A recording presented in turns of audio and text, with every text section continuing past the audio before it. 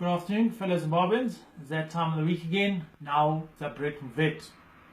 Today's topic is entitled Common Sense. Most rulers and leaders always follow rules and laws. These rules and laws are used to defend their actions or their thinkings, or more importantly, their privileges. Laws are great in a working country where the laws are made with citizens' well-being in mind. May I remind you, it was law before 1980 in Zimbabwe to deny black people to enter certain areas, to own property in certain areas. It was law in Germany to persecute Jews. It was and is law in China to not go to church. It was law in the USA to deny black people the vote. It was and still is law in the Middle East countries to keep slaves. Those were all laws. So why do they seem so wrong? Common sense. Each person was born with it. You don't need to go to university. You don't need to buy it in a shop. You just have it. Each person has the ability to use common sense. It doesn't cost anything, and is freely available to all races, religions, and ages.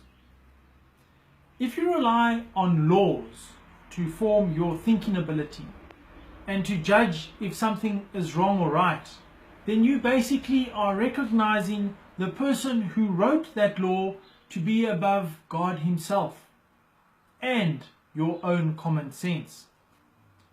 What if the ruler and his kitchen cabinet are mentally insane? What if they pass laws that go against our inbuilt moral barometer? Well, that's when common sense must kick in and drive us to stand up and fight against those laws. Here are some examples of things that were done where common sense should have been used. 1. You don't need a law to tell you that in a starving country you shouldn't really spend $1 million on a birthday party for yourself. Use common sense. You don't need a law to tell you that buying 4 luxury vehicles at $110,000 each for ministers is a waste of money when we don't even have a functioning ambulance in some cities and towns. Use common sense. You can't spend $3 million on a mansion when the housing backlog sits at hundreds of thousands, especially if you already have your own house. Use common sense. You can't have a former deputy president who now claims to be a Democrat accept over $350,000 for 55% disability, yet can hear, walk, talk, and even run. Use common sense. Maybe before you make a donation of 300 cattle to the African Union, you should have perhaps first made a donation of cows to your own people who are in a series of drought-stricken unhappiness. Use common sense.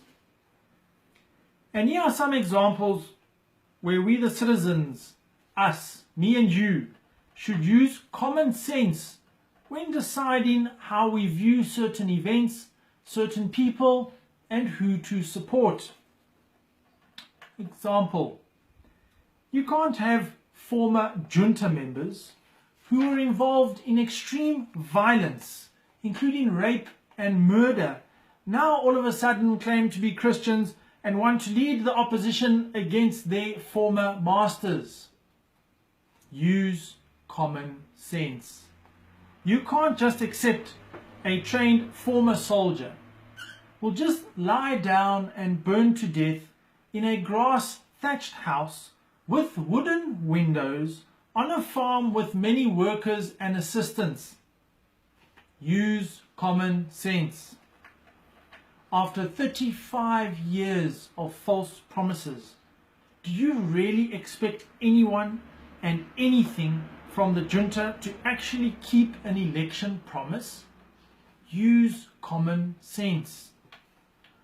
Can you really expect a perennial flip-flopping professor responsible for implementing media laws against freedom of speech, using his Twitter account as the junta's official news release organ, to now all of a sudden defend the rights of us normal citizens? Use common sense. Some leaders say they are fighting the junta, and yet in their very successful personal businesses where they have freedom to select any customers they want, they defend the same junta members from going to jail. Use common sense. It is better to select seemingly less educated leaders who have common sense than these degreed conmen who seem to be in the business of saying one thing but then showing by their actions that they are very much negotiable when it comes to moral standards and integrity. There's a saying in English, and it says, leaders who are faithful in little things will be faithful in much. Let's use common sense. That brings an end to the episode of Brett Holley. If you'd like what I am saying, please don't hesitate to visit my Facebook page where you'll find a couple of other videos, as well as my YouTube channel, all entitled Brett Holley. Thank you.